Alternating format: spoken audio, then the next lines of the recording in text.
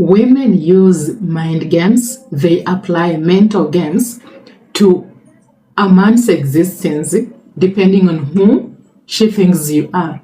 Now, this is going to be a deeper insight depending on how I'm going to also dissect the sections so that it can apply to your logistics and on your physiological understanding of this information, and how it will deliver an insight that makes sense to what is happening right now in your life with the lady that you are dating. At first, let's understand how games are applied to men's existence and how your response to specific games, that is the women's mental games, reinforces either her games or it disqualifies how she perceives you, and maybe she will even walk away, or it gives her an insight that she needs to use a better game.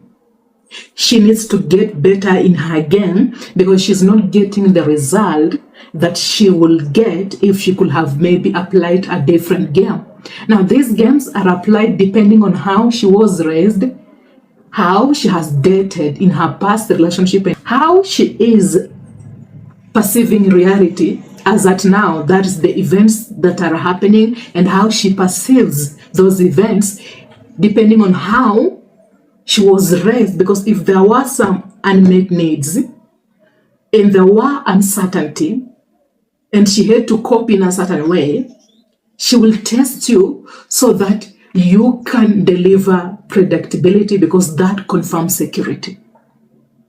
If she has an insecurity and maybe she relies on an emotional arousal as the basic foundation of that relationship, then this is a confirmation that she will use a game to test your emotional stability, because she's not willing to be responsible for your emotional baggage, but she wants you again to arouse her emotionally. But at the same time, you can be a potential partner. You can be a guy who can just arouse her emotionally. Now, if she goes ahead, okay, and understands that emotional arousal as something that she will pick for hypergamy to be fulfilled, then this is a confirmation that she is the one lady who will end up picking you under the influence of emotional arousal, and that is the foundation of that relationship. Because at the end of the day, she knows that for her to feel attracted to you, for her to see the security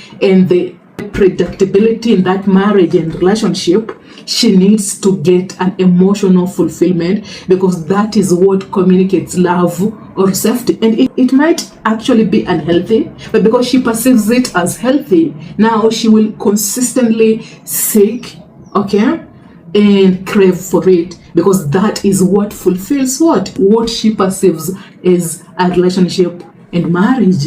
Now, let's now roll back and go back to understand where I came from and what I have been trying to communicate to you, gentlemen. Let's now dive deep. At first, when a woman is testing you using a mental checklist, if you can check every box, she's not testing your mental fortitude alone. She's not only testing you on that alone, okay? She is actually testing your emotional investment, and that is the secondary emotional investment. Now, at first, when you go in a hotel and then you order certain food, and then maybe she tells you that is a weird combination, and then you react, an instant reaction is a primary emotional investment. And a primary emotional investment isn't the determinant factor of her screening and her test, because it's how the body will respond to a specific subtle cue or a character or a behavior from any other human being.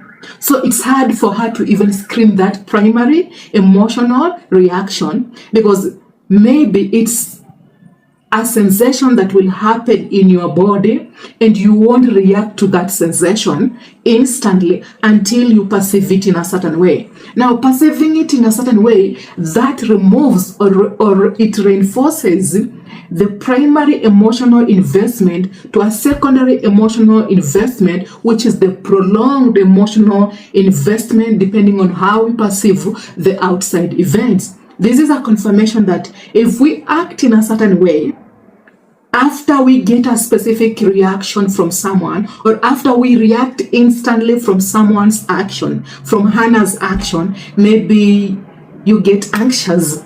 An instant anxious gives you a sensation physically in your internal operating system, that is the body, emotionally. But at the same time, it's transforming the emotional investment on a primary level to a secondary level.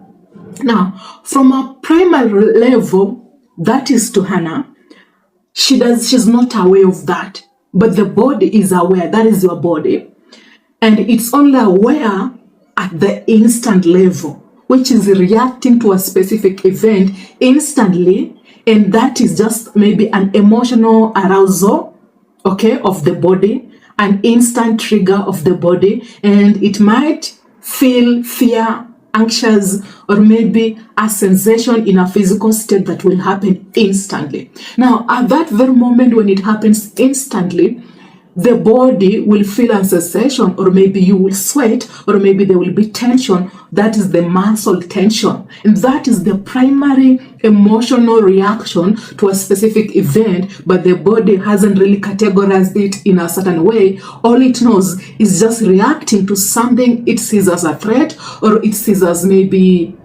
unpredictable, or maybe it triggers a specific emotional arousal in the internal operating system. Now, at this very moment now, she can't really screen you on a primary emotional state because you haven't perceived the primary emotional state to a secondary one. You haven't reinforced that, and your body, how you see the world, that is the outside events, that is what will reinforce your perception. Okay, for example, we are having a conversation, and then I use a mental test, I use a mental game, because I am gauging your emotional investment and how strong you are. Why? To me, maybe that is the number one checklist of a man I will pick if I want to have a serious, stable relationship with him. Now, at this very moment when I am dating you, Isaac, when I use a mental game, I am not measuring your primary emotional investment. I am measuring your secondary emotional investment, because the secondary emotional investment, it is what gives out your emotional investment and how you perceive and see the world on a physical world and your perception.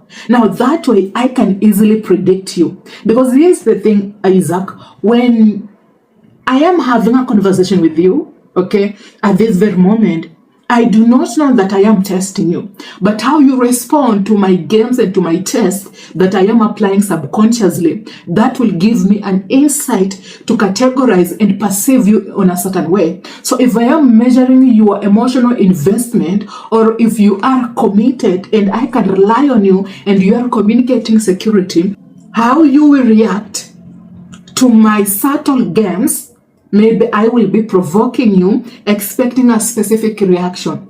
The specific reaction is your response on a subtle and nuanced way, and not your internal physical sensation. Because I might not be aware of the internal physical sensation, even when I am aware and I can see the tension in your hand and the sweat in your hands. I am never aware of your perception of your sweat and the tensions in your body. If you understand as the physical sensation that is happening in my internal operating system, and it's just a reaction to an unpredictable event, or it's just a trigger to what I am not used to or to my past experiences, now that gives you power and it gives you an upper hand. Now it's hard for me to test it because your perception doesn't give me a result of what I expect from you, because now I can't measure your emotional investment and your level of commitment to this relationship. Now, this is a confirmation that I need to please you more, that I need to work hard for you, that I need to invest. At that very moment, I am also gauging how I can use better games and better mental game so that you can react to what I perceive as either you are entirely invested, you are committed fully, or maybe I need to still please you. And the more I invest in you energetically as Hannah, the more I am working hard for you. The more I need to please you, the more I am building the relationship, the more I want it to work, the more I will care,